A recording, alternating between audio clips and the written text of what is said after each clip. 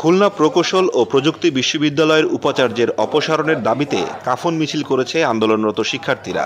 আজ বুধবার সন্ধ্যা 6:30টায় student welfare centre থেকে কাফন মিছিলটি বের করে।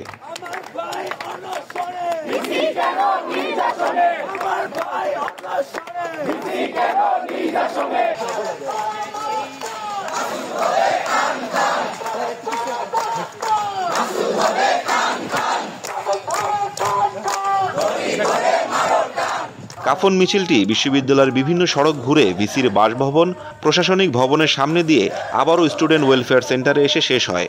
এ সময় শিক্ষার্থীরা ভিসির বিরুদ্ধে বিভিন্ন ধরনের স্লোগান দেয়।